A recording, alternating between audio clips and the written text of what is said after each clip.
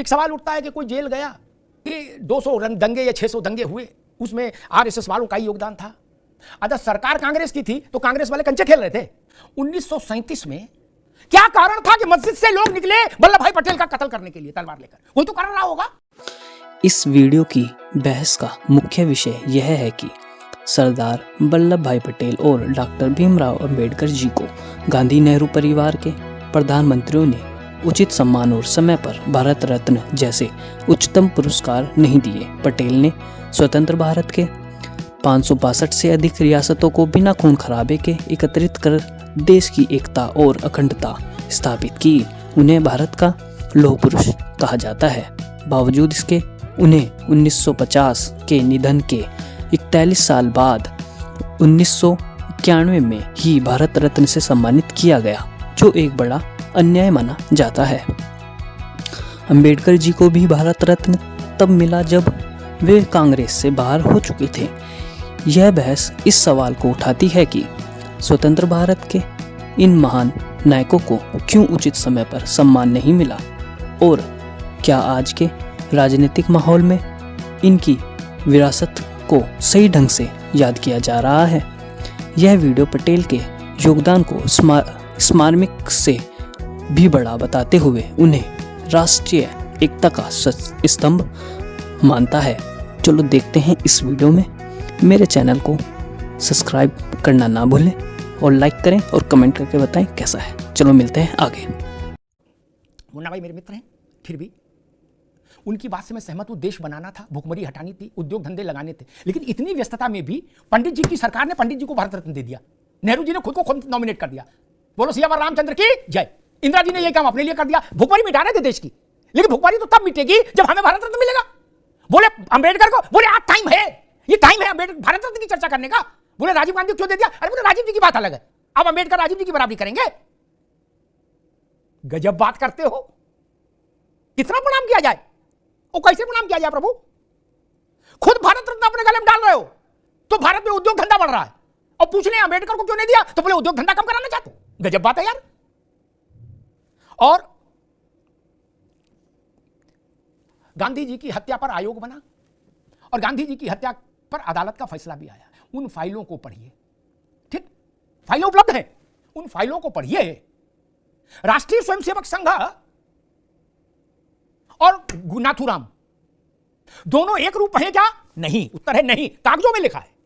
ठीक, आप पढ़ना नहीं चाहते, आपकी बात। और भारत के जनादेश से संघ के स्वयंसेवक देश के सबसे महत्वपूर्ण पदों पर है भाई। और कोई भी आदमी आएगा और कह देगा कि नहीं नहीं सबको बंद कर दो। को बोला ना, बोले कौन किनको? बोले जिनको 2%, 4%, 5% वोट मिल रहा, इनको देश की कमान दे दो। क्यों क्यों भाई, ऐसा होगा क्या? बोले जिसको देश ने वोट दिया उसको बाहर कर दो। बोले क्यों? बोले सेकुलर नहीं है।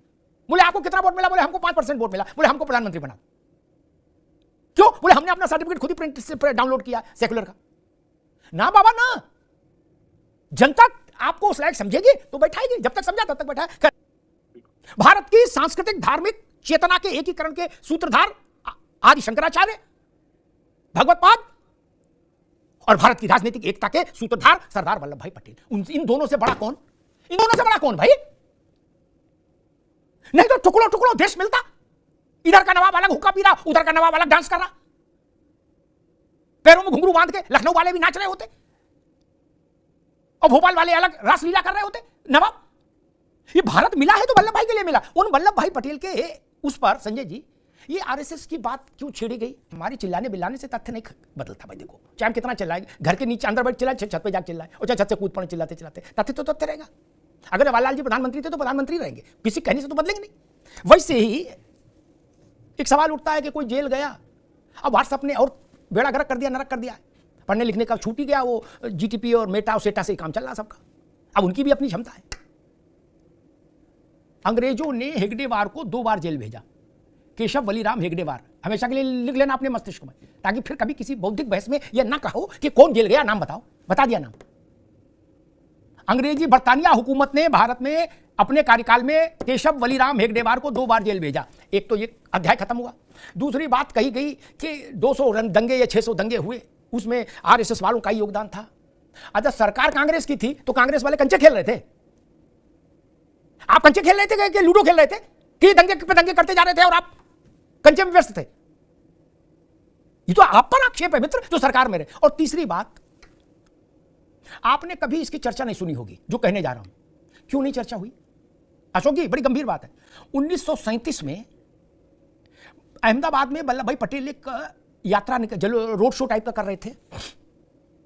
37 में एक मस्जिद के सामने से इनका काफिला गुजरा, वहां से मस्जिद से लोग निकले चाकू और तलवार लेके, और उन्होंने वल्लभ भाई पटेल को निशाना बनाया। लोगों ने वल्लभ भाई पटेल को यूं पिरामिड की तरह से घेर लिया। 8 लोग मारे गए, वल्लभ भाई पटेल के साथ चलने वाले 8 मारे गए। तब उनके प्राण रक्षा हुई। बाद में मुकदमा चला, 51 लोग सजा हुई उनकी। ये घटना कभी चर्चा में आई नहीं ना? आनी चाहिए ना? क्या कारण था कि मस्जिद से लोग निकले वल्लभ भाई पटेल का कत्ल करने के लिए तलवार लेकर? कोई तो कारण रहा होगा। उस वक्त तो आरएसएस तो नहीं मस्जिद से निकली थी। और किनको सजा हुई आप कहेंगे, मैं उनके नाम भेज दूंगा। कोई भ्रम नहीं है पहचान को लेकर। सबकी शिनाख्त है, कौन लोग थे, किस धर्म के लोग थे, किस मजहब के लोग थे, क्यों आए थे। क्या समस्या थी वल्लभ भाई पटेल से 37 में? 47 में तो समस्या मान भी सकता हूं कि उन्हें अच्छे अच्छे नवाबों को मुर्गा बना दिया, जय कंटाप सब सीधे कर दिए। 37 में क्या समस्या थी? वो समस्या ही मैं ढूंढ रहा हूं। मेरी दृष्टि केवल वहीं अटकी है कि 1937 में आखिर ऐसी क्या समस्या थी कि मस्जिद से निकलकर वल्लभ भाई पटेल को जिबह करना चाहते थे लोग। इस पर चर्चा नहीं होगी, इस पर पर्दा डालोगे तो रोग पकड़ में नहीं आएगा ना। और रोग नहीं पकड़ में आएगा तो गलत दवा खाओगे, फिर तो रिएक्शन हो गई। एक बार अच्छी जांच हो जाए, रोग पकड़ में आ जाए, फिर भ्रामरी करो चाहे अनुलोम विलोम, फिर सब ठीक है। हिंदुस्तान के जिस हिस्से के मुसलमानों ने सबसे ऊंची आवाज में जिन्ना जिन्ना चिल्लाया, जिन्होंने अपने कंधे पर जिन्ना की पालकी घुमाई, वो लोग एट द 11th आवर किस षड्यंत्र के तहत रुक गए? इसकी तो पड़ताल होनी चाहिए। जो विभाजन कराने में लगे थे वो एक रात में साधु हो गए ना जी ना। इतने भौरे थोड़ी ना है, मान लेंगे। तो साला ये दुख का खत्म नहीं होता बे। कोई नहीं मानेगा, कुछ तो खेल रहा होगा। बात वल्लभ भाई पटेल से शुरू हुई थी। मुन्ना खान साहब ने कहा कि भारत रत्न देना कोई इतनी बड़ी बात नहीं थी। अगर इतनी बड़ी बात नहीं थी तो नेहरू जी को क्या जल्दी थी कि अपने आप खुद को भारत रत्न दे दे? इंदिरा जी को क्या जल्दी थी खुद को भारत रत्न खुद ही दे दे? क्या जल्दी थी? दूसरे को देने देते। कोई अपना पुरस्कार खुद लेता है क्या? नहीं ना।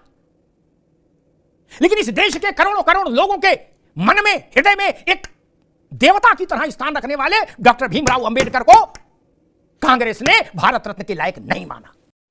यही नहीं, अभी और सुनिए। बाबा साहब को भारत रत्न तब मिला जब कांग्रेस से 2-2 हाथ करके बाहर आए, विश्वनाथ प्रताप प्रधानमंत्री हुए भाजपा और वामपंथियों के सहयोग से। इंदिरा जी ने, नेहरू जी ने, राजीव गांधी ने इस योग्य नहीं माना वल्लभ भाई पटेल को कि इनको भारत रत्न दे दे। Nice. यह काम उस नरसिंह राव के समय में हुआ जिस नरसिंह राव को 10 जनपद की छाया हासिल नहीं थी। 10 जनपद और राव साहब में ऐसा था। पार्टी अलग हो गई थी, तिवारी कांग्रेस। गांधी नेहरू परिवार की प्राइम मिनिस्टरशिप में वल्लभ भाई पटेल को कोई सम्मान नहीं मिला। यह तथ्य है, इसको कोई माई का लाल झुठला नहीं सकता। कोई सम्मान नहीं मिला, कुछ भी नहीं मिला। तमाम छोटों छोटों को भारत रत्न मिल दे दिए। अगर नरसिंह राव नहीं आए होते तो मुझे लग रहा है फिर मोदी जी के समय में भारत रत्न मिलता वल्लभ भाई पटेल को। मुझे मारो नहीं, ये मजाक हो रहा है। एक सेकंड यार, आपको क्या तकलीफ है? अगर देश ने 26 जनवरी की तर्ज पर, गणतंत्र दिवस की तर्ज पर वल्लभ भाई पटेल की जन्म जयंती मनाने का निर्णय ले लिया है, अच्छी बात है। वल्लभ भाई पटेल का योगदान गणतंत्र दिवस से कम नहीं है, उसके समतुल्य ही है। 26 जनवरी को हमने संविधान स्वीकार किया, लेकिन भारत गणतंत्र बना कैसे? वो वल्लभ भाई पटेल के कारण बना। नहीं तो संविधान कहां बनता और कहां लागू होता? जूनागढ़ अलग, भोपाल अलग, अवध में अलग गाना बजाना चल रहा। Nice. हैदराबाद वाले वो छोटे वाले 4 फुट के नवाब है, वो अलग बीड़ी पी रहे। कम लोगों को पता होगा वो सिगरेट के टोटे में भी पी लेते थे। हालांकि हैदराबाद के नवाब विश्व के सबसे समृद्ध आदमी कहे जाते उस दौर में, लेकिन उनकी एक खासियत थी, मेहमान चले जाते थे ना अशोक भाई उनके खा पी के, तो जो सिगरेट छोड़ जाते उसके टोटे पी लेते थे लेके।